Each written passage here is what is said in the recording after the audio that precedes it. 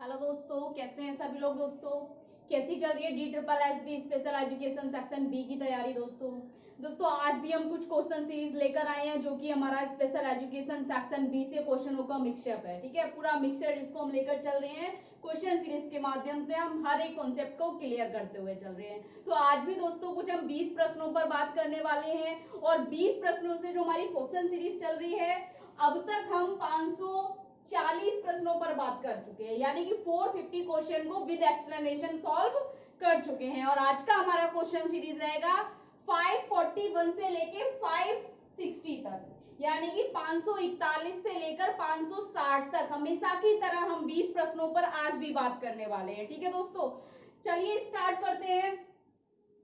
सबसे पहला प्रश्न है आज का 541, क्वेश्चन नंबर 541, 541 प्रश्न नंबर देखिए दोस्तों।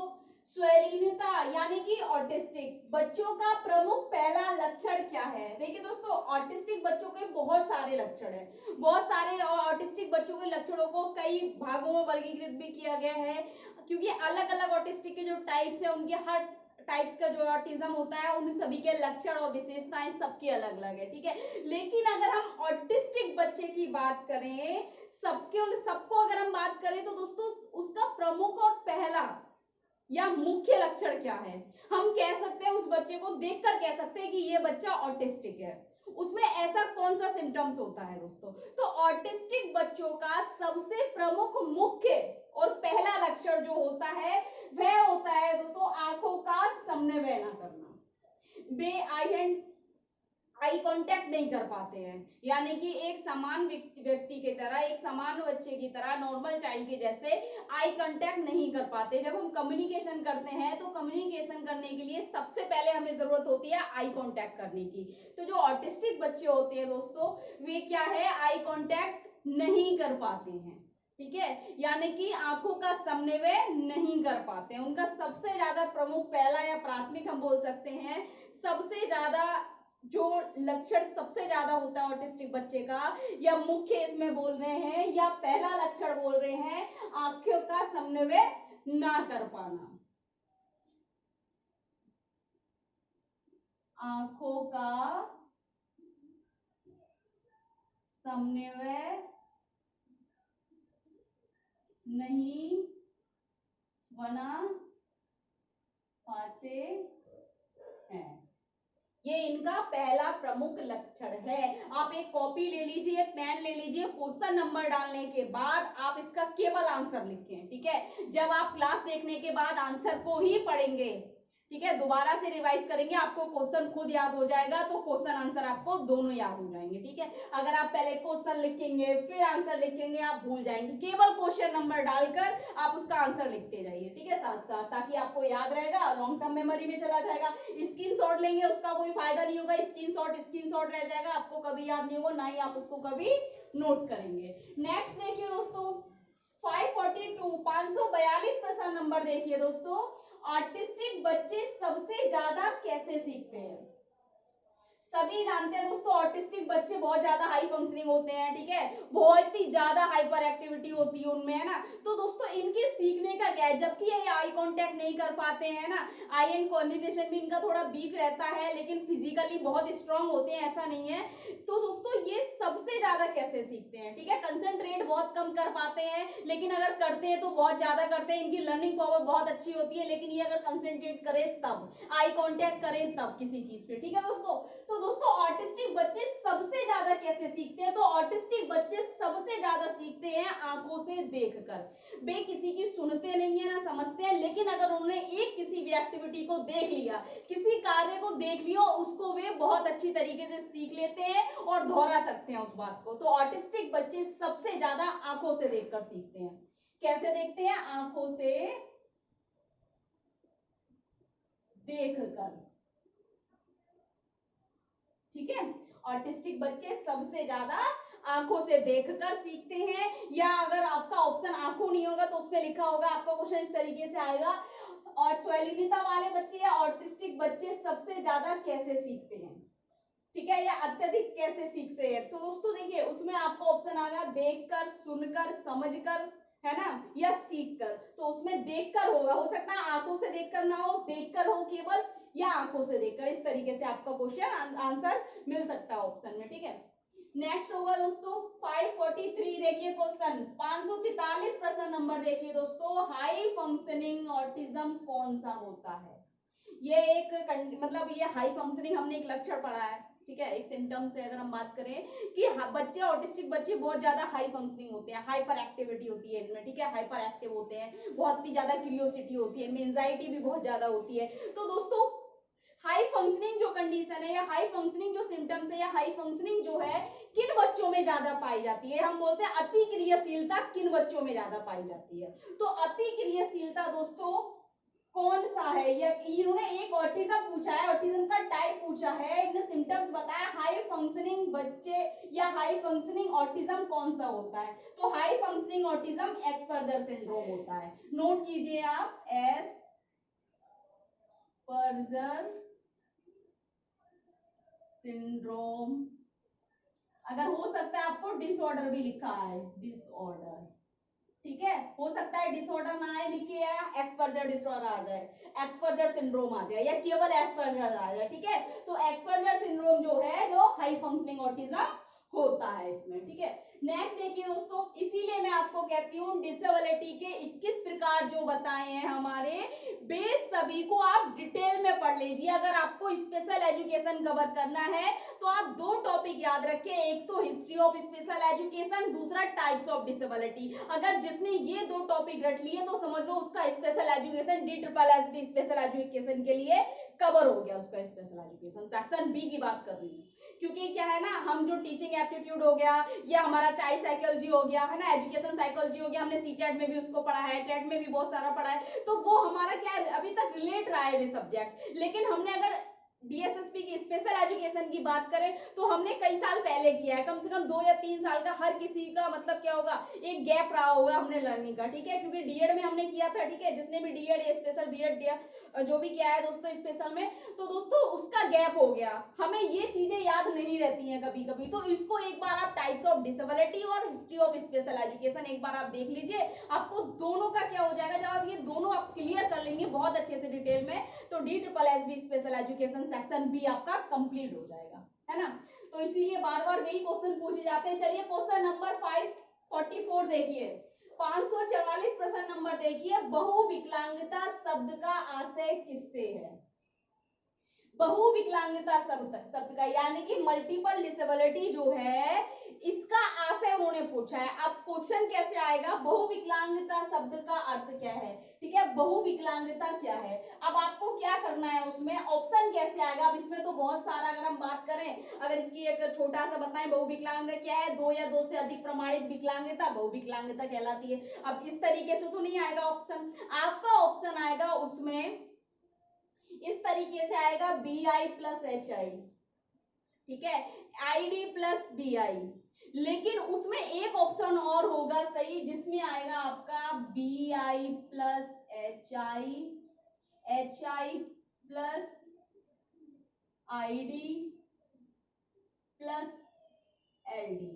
LD का मतलब लोकोमोटर डिसेबिलिटी हो गया, ठीक है, या हम फिजिकल डिसेबिलिटी भी कर सकते हैं, ठीक है। तो दोस्तों इसमें क्या हो गया, यहाँ पर BI यानी कि विजुअल इंपेयरमेंट के साथ हियरिंग इंपेयरमेंट होगा व्यक्ति में, हियरिंग इंपेयरमेंट के साथ इंटेलेक्चुअल डिसेबिलिटी और प्लस लोकोमोटर डिसेबिलिटी, ठीक है दोस्तों। तो बहुविकलांगता, बहु से मतलब या बहु शब्द का जो आशय है 2 या 2 से प्रमाणित विकलांगताओं का, ये सारी क्या है, प्रमाणित विकलांगताएं। लेकिन अगर आपको जिस ऑप्शन में BI ना मिले, लो विजन, अगर आपको शब्द नहीं मिल रहा है लो विजन या BI, तो वह विकलांगता आप क्या कहेंगे, वह विकलांगता आप एक बहुविकलांगता नहीं कह सकते। बहुविकलांगता तभी कहेंगे जब व्यक्ति में कहीं आंशिक रूप से कोई दृष्टि दोष हो, पूर्ण रूप से दृष्टि दोष हो, किसी भी प्रकार का कोई भी दृष्टि दोष पाया जाता हो, उसके साथ प्रमाणित विकलांगताएं होना बहुविकलांगता कहलाएगा, ठीक है दोस्तों। ये चीज आप ध्यान रखना, BI जिस ऑप्शन में आपको दिख रहा हो और उसके साथ 3 दिव्यांगताएं और भी ऐड हो रही हो, 3 डिसेबिलिटी और भी ऐड हो रही हो, तो क्या हो जाएगा, आपका बहुविकलांगताएं हो जाएगा। जरूरी नहीं है 4 हो, अगर 3 भी ऑप्शन आपको दिख रहे हैं यहाँ पर और BI नहीं दिख रहा, आप उसको करेक्ट मत करना, भले ही उसमें 3 दी रखी हो, जहां 4 दे रही हो और BI दिख रहा है आपको, उसको आप करेक्ट कर देना, ठीक है। नेक्स्ट देखिए दोस्तों 545 545 प्रश्न नंबर देखिए, ऑटिज्म में कितने क्षेत्र आते हैं? ऑटिज्म के क्षेत्र। अब देखिए दोस्तों, हमने ऑटिज्म में जो बच्चों में समस्याएं या विशेषताएं उनकी हमने देखी, लक्षण देखे, तो सबसे ज्यादा हमें कुछ, एक तो उनका बोलने में, कम्युनिकेशन करने में, भाषा संप्रेषण करने में उनको समस्या आती है ना, और सोशलाइजेशन में उनको समस्या आती है। जब संप्रेषण करने में समस्या आएगी, सोशलाइजेशन में उनको समस्या आएगी। दूसरा क्या है, वे खोए रहते हैं, अपने आप में खोई रहना, ठीक है, इमेजिनेशन उनका, ठीक है। तो दोस्तों इनके जो क्षेत्र है वे 3 क्षेत्र है। मोस्ट इंपोर्टेंट क्वेश्चन है दोस्तों, ये हो सकता है आपने अगर करा हो तो डीएड में आया होगा। मोस्टली ये क्वेश्चन अभी तक DSSB में इस तरीके से नहीं पूछा गया है। क्षेत्रों का नाम बताया गया है, फिर बताया है कि जैसे मैं आपको पहले इसका आंसर देती हूँ, ऑटिज्म में कितने क्षेत्र आते हैं। तो पहले मैं इसमें 3 क्षेत्र आते हैं, कौन कौन से? सामाजिक, दूसरा है संप्रेषण, तीसरा है काल्पनिक।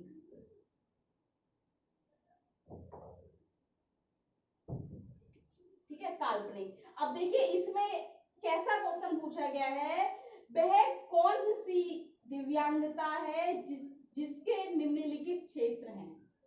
सामाजिक, संप्रेषण, तकनीकी से संबंधित दिव्यांगता कौन सी है जिनके ये निम्नलिखित क्षेत्र दर्शाए गए हैं? इस तरीके से आपका क्वेश्चन पूछा गया है। तो कौन सा है? ऑटिस्टिक। ठीक है, अब सीधा सीधा क्वेश्चन ये बनाया हमने समझने के लिए, ऑटिज्म में कितने क्षेत्र आते हैं? तो ऑटिज्म में 3 क्षेत्र आते हैं, सामाजिक, संप्रेषण, काल्पनिक। ठीक है दोस्तों, नेक्स्ट देखिए दोस्तों 546 546 प्रश्न नंबर देखिए, सफल समावेशन की महत्वपूर्ण आवश्यकता कौन सी है? यह सफल समावेशन की महत्वपूर्ण विशेषता। सफल समावेशन आप किस शब्द से को सफल समावेशन कहेंगे? तो दोस्तों सभी जानते हैं, जहाँ समावेश होता है बच्चों का, वहां बच्चों की विभिन्नता पाई जाती है। विभिन्नता उनकी अक्षमता, उनकी क्षमताओं में, योग्यताओं में, ठीक है, व्यक्तिगत भिन्नताओं में। तो विभिन्नता बहुत सारी हो सकती है, व्यक्तिगत, शैक्षणिक, ठीक है दोस्तों, सामाजिक, आर्थिक, और उनकी व्यक्तिगत भी होती है। व्यक्तिगत का मतलब है उनकी व्यक्तिगत योग्यताएं, क्षमताएं, है ना, उनका स्तर जो भी है। तो दोस्तों सफल समावेशन में समावेशन की महत्वपूर्ण आवश्यकता है पृथक्करण। पृथक्करण, पृथक होना यानी कि अलग अलग होना, विभिन्नताएं होनी, उसमें समावेशन में विभिन्नताएं पाई जाएंगी, तब तो वह समावेशन है, जिसमें विभिन्न वर्ग के, विभिन्न क्षमताओं के, विभिन्न आर्थिक स्थिति के या विभिन्न जगहों के सभी बच्चों को समावेश के रूप में एक समान शिक्षा प्रदान की जा रही हो। ठीक है, नेक्स्ट देखिए दोस्तों 447 547 प्रश्न नंबर देखिए, विशिष्ट बच्चे मुख्य रूप से किससे संबंधित होते हैं? देखिए दोस्तों, विशिष्ट बच्चे, अब तक हम क्या करते थे, सीटेट में मैंने ये क्वेश्चन देखा था, क्वेश्चन ये था विशिष्ट, लेकिन DSSB में अगर मैं बात करूं इसकी, तो ये क्वेश्चन का अर्थ और इस क्वेश्चन का उत्तर कुछ और ही होगा। कैसे? विशिष्ट बच्चे, जैसे कि हम जानते हैं विशिष्ट बच्चे मुख्य रूप से किससे संबंधित होते हैं? विशिष्ट बच्चे हमारे स्पेशल बच्चे विशिष्ट नहीं होते हैं, लेकिन विशिष्ट बच्चे किससे संबंधित होते हैं, किसके आधार पर हम विशिष्ट कह सकते हैं? विशिष्ट बच्चे तो प्रतिभाशाली बच्चा भी विशिष्ट है ना। तो विशिष्ट बच्चे दोस्तों 2 प्रकार के होते हैं। विशिष्ट बच्चे उच्च बुद्धि लब्धि वाले और निम्न बुद्धि लब्धि वाले। उच्च बुद्धि लब्धि वाले हमारे प्रतिभाशाली बच्चे होते हैं और सृजनात्मक बच्चे होते हैं, ठीक है। निम्न बुद्धि वाले हमारे पिछड़े बच्चे होते हैं और बौद्धिक असक्षम बच्चे होते हैं। अगर उसमें वे पूछे कि पिछड़े बच्चे किससे संबंधित होते हैं, पिछड़े बच्चे, जैसे इसमें क्वेश्चन है पिछड़े मुख्य, यहाँ विशिष्ट है, पिछड़े बच्चे मुख्य रूप से किससे संबंधित होते हैं, तब हम कह सकते हैं निम्न बुद्धि लब्धि उसमें, या फिर हमारा आएगा बौद्धिक असक्षम, ठीक है, इस तरीके से। लेकिन उन्होंने विशिष्ट बच्चे पूछे हैं, तो विशिष्ट बच्चे जैसे कि हमने देखा कि 2 प्रकार के होते हैं, निम्न बुद्धि वाले और उच्च बुद्धि लब्धि वाले। तो हम किससे संबंधित होंगे? मुख्य रूप से कैसे हम उनको वर्गीकरण कर रहे हैं? उनकी बुद्धि के अनुसार। विशिष्ट बच्चे मुख्य रूप से किससे संबंधित होते हैं? तो उपलब्धि स्तर से संबंधित होते हैं, उपलब्धि स्तर से, ठीक है। क्योंकि इसमें अब तक हमने सीटेट में ये पढ़ा था कि इसमें क्या हो गया, विशिष्ट बच्चे मुख्य रूप से किससे संबंधित होते हैं, बौद्धिक क्षमता से। क्या ऐसा है, बौद्धिक अक्षमता से, क्योंकि विशिष्ट बच्चे में तो हमारे उच्च बुद्धि लब्धि वाले बच्चे भी आते हैं। तो दोस्तों अगर आपने सीटेट में अब तक वो आंसर करेक्ट किया है तो आपने वो गलत करा है। अब उपलब्धि स्तर के अनुसार होगा, ठीक है। जिनकी उपलब्धि कम होगी क्योंकि उनका मानसिक स्तर जो है या बुद्धि लब्धि जो है निम्न स्तर की होगी, उच्च बुद्धि लब्धि वालों का उपलब्धि स्तर अच्छा होगा, ठीक है। तो उपलब्धि स्तर से संबंधित होते हैं, ठीक। नेक्स्ट देखिए दोस्तों 548 देखिए 548 प्रश्न नंबर, हस्तशिल्प की शिक्षा किन बालकों के लिए आवश्यक है। तो हस्तशिल्प की शिक्षा हमारे बौद्धिक असक्षम बच्चों के लिए आवश्यक है, बौद्धिक असक्षम या बौद्धिक अक्षमता वाले बच्चों के लिए आवश्यक। नेक्स्ट देखिए 549 प्रश्न नंबर देखिए, व्यवहारिक बुद्धि को क्या कहा जाता है। जब हम व्यवहारिक बुद्धि का मतलब है जब व्यक्ति किसी भी रूप से अपनी बुद्धि का प्रयोग एक व्यवहार के रूप में प्रदर्शित कर रहा है और वह दिखाई दे रहा है, तो सीधा सीधा स्पष्ट हमें होता है व्यवहारिक बुद्धि को मूर्त बुद्धि कहा जाता है, मूर्त बुद्धि, ठीक है। नेक्स्ट देखिए 550 प्रश्न नंबर देखिए, कैटल द्वारा विश्लेषित किए गए व्यक्तित्वशील गुणों की संख्या कितनी है। कैटल द्वारा विश्लेषित किए गए व्यक्तित्वशील गुणों का ध्यान रखना, ये सब अंडरलाइन कर लेना, इस क्वेश्चन को पूरा लिखना, केवल आंसर नहीं इसको क्वेश्चन को पूरा लिखना, ठीक है, ताकि आपको याद रहे। शील गुणों की संख्या कितनी है, क्योंकि हमने इसका उत्तर सटीक है, हमने सोचना नहीं है, तो कितनी है 16, ठीक।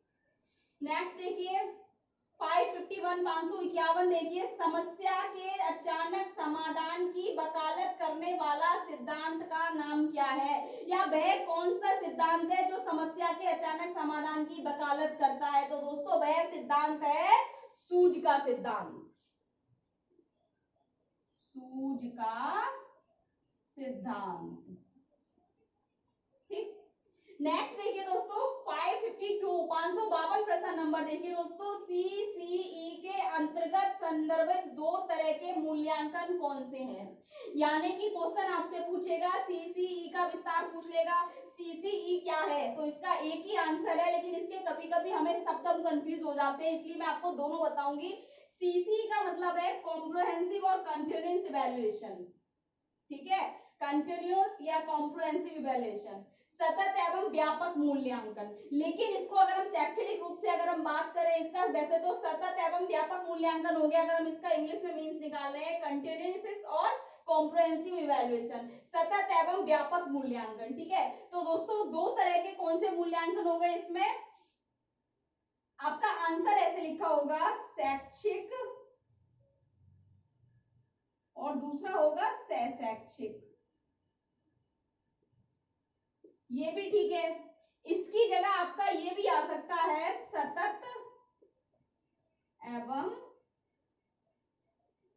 व्यापक मूल्यांकन, ठीक है। व्यापक माने विस्तृत हो गया, ठीक है। कॉम्प्रिहेंसिव में जो कॉम्प्रिहेंसिव इवैल्यूएशन है व्यापक, उसमें शैक्षिक सारा ले लिया जाता है क्षेत्र। सतत का कंटिन्यूअस जो शैक्षिक रूप से सतत रूप से उनकी परीक्षा या मूल्यांकन लिया जाता है, ठीक है। तो शैक्षिक और सहशैक्षिक, लेकिन अगर आपको शैक्षिक सहशैक्षिक लिखा हुआ ना मिले वहां पर, ठीक है, तो सतत या व्यापक मूल्यांकन मिले तो भी राइट होगा, और ये लगेगा ये लिखा होगा शैक्षिक सहशैक्षिक तो भी राइट होगा उसमें, ठीक है। तो आप ये दोनों ऑप्शन लिख लीजिए।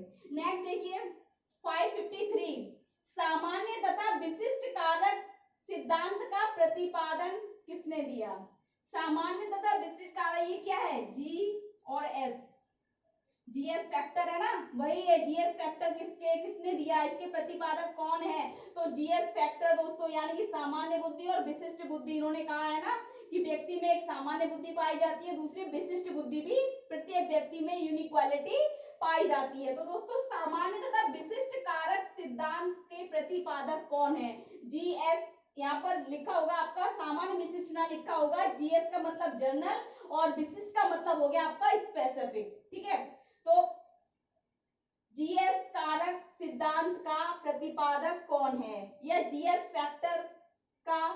फैक्टर का प्रतिपादक कौन है? तो कौन है दोस्तों? स्पेयरमैन।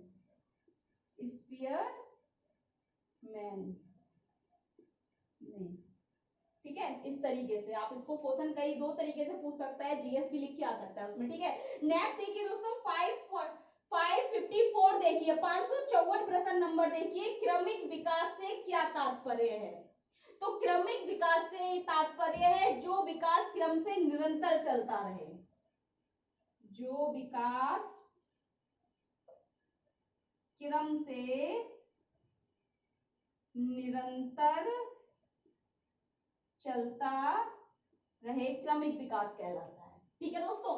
नेक्स्ट देखिए दोस्तों 555 प्रश्न नंबर देखिए दोस्तों, परीक्षण प्रणाली का सिद्धांत किसने प्रतिपादित किया था? परीक्षण प्रणाली का सिद्धांत, मोस्ट इंपोर्टेंट क्वेश्चन दोस्तों। इस तरीके से ये क्वेश्चन नहीं पूछा जाता है, लेकिन आ रखा है आपका, तो इसको नोट कर लें पूरा। परीक्षण प्रणाली का सिद्धांत किसने प्रतिपादित किया था? थॉर्नडाइक ने। ठीक। नेक्स्ट देखिए दोस्तों 556 प्रश्न नंबर देखिए, विद्यालय द्वारा बालक को जो शिक्षा प्रदान की जाती है वह कौन सी शिक्षा है? अब देखिए दोस्तों इस क्वेश्चन को समझिए, विद्यालय द्वारा यानी कि विद्यालय क्या है? एक विशेष स्थान है। बालक क्या है? स्कूल जा रहा है, जिसमें समय हो गया, विशेष स्थान हो गई, विशेष पाठ्यक्रम हो गया, विशेष उद्देश्य हो गया, जहां पर शिक्षा प्रदान की जा रही है, तो वह कौन सी शिक्षा है? तो दोस्तों ऐसी कौन सी शिक्षा है जिस शिक्षा में विशेष स्थान, विशेष पाठ्यक्रम, विशेष समय, ठीक है, होता है? तो वह कौन सी शिक्षा है? वह शिक्षा है औपचारिक शिक्षा। औपचारिक शिक्षा, फॉर्मल एजुकेशन, ठीक है दोस्तों। नेक्स्ट देखिए दोस्तों 557, कौन सी शारीरिक दिव्यांगता में संवेदनहीनता पाई जाती है? यानी कि ऐसी कौन सी शारीरिक दिव्यांगता है या रोग है, रोग भी आ सकता है दिव्यांगता की जगह, कौन सा ऐसा शारीरिक रोग या दिव्यांगता है जिसमें संवेदना यानी कि शरीर की सेंसरी खत्म हो जाती है व्यक्ति की? मतलब ऐसी कौन सी कंडीशन या हम डिसेबिलिटी बोल सकते हैं जिसमें हमारी सेंसेशन नष्ट हो जाती है, क्षति हो जाती है जिसकी, तो वह दिव्यांगता कौन सी है? वो भी शारीरिक उन्होंने स्पेसिफिक करा है, तो वह कौन सी है? कुष्ठ रोग यानी कि लेप्रेसी, कुष्ठ रोग, ठीक है।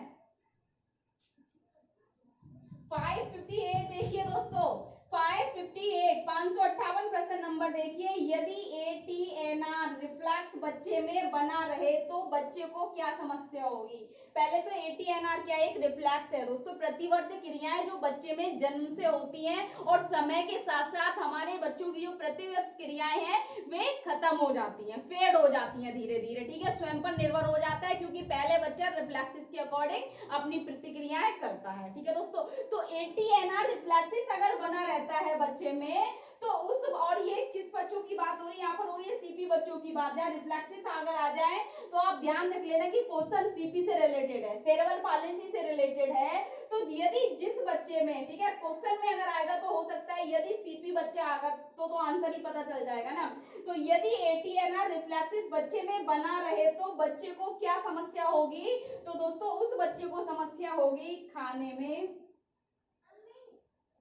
ठीक है, चबाने में, निगलने में, पीने में, ठीक है, इन सभी में समस्या होगी। और निगलना, पीने सारी समस्या किसमें पाई जाती है? CP बच्चों में, ठीक है, जिनको च्युइंग करने में होती है, सकिंग करने में होती है ना।